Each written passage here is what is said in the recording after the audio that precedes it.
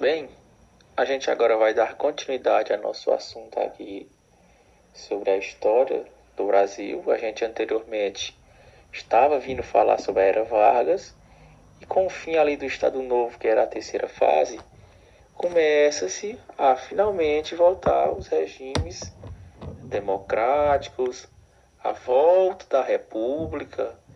E o primeiro presidente desse período é o Eurico Gaspar Dutra, que ele termina ali governando entre 1946 até 1951.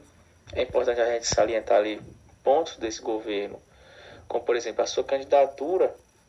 Ele foi apoiado por Getúlio Vargas, e aí a gente percebe como Vargas tinha ainda uma certa popularidade e poder, conseguindo ajudar Dutra a ser eleito presidente. Além de outras questões, como também a sua política externa aliada aos Estados Unidos. Nesse mundo que o Brasil, que ali existia, de uma guerra fria, de uma bipolaridade, a gente percebe que Dutra ele toma partido dos Estados Unidos, e isso a gente vai ver como vai gerar consequências para quem se era do lado oposto, nas vertentes do comunismo, enfim. Há outro ponto importante, porque é a criação de uma nova Constituição, já em 1946, e que ela restabelece uma série de direitos democráticos aos cidadãos que estavam suspensos há anos, que a gente vinha na anterior, como o Estado Novo tinha suspenso muitos desses direitos. Mas enfim, a gente dá continuidade e percebe que apesar desses avanços, a Constituição de 1946 ela ainda é criticada por muitos historiadores por ela ter ainda um viés de exclusão, tanto dos direito a voto e pessoas analfabetas que não podiam, como também pela permanência da exclusão de trabalhadores rurais dos seus direitos trabalhistas.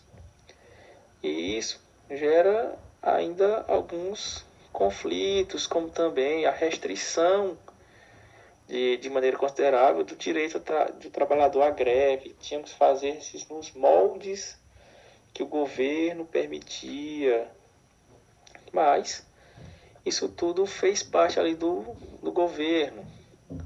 É também importante a gente pontuar, voltando um pouco ali em relação a essa divisão, como Dutra escolheu lá nos Estados Unidos, há essa perseguição aos comunistas, justificados a esta política intervencionista dos Estados, dos sindicatos, de trabalhadores, em que ao longo do seu mandato, ele se fez frente, como a gente já disse, a essas greves, uma vez que o governo impunha a sua ordem em relação a isso.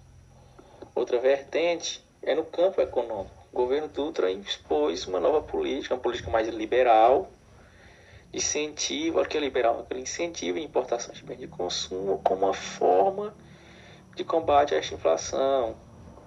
Só que não se gerou uma questão positiva, pois houve um esvaziamento das reservas cambiais do país, que forçou o governo a abandonar essa política de incentivo à importação ali por meados de 1948.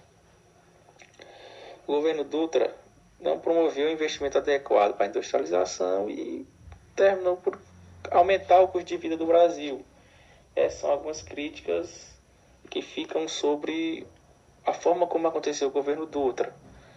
Apesar de que, no fim do seu mandato, ele consegue, por meio do plano SALT, que foi um plano do governo dele, em que ele determina que o Estado deveria fazer investimentos públicos em algumas áreas essenciais para o desenvolvimento do Brasil, sejam elas saúde, alimentação, transporte e energia.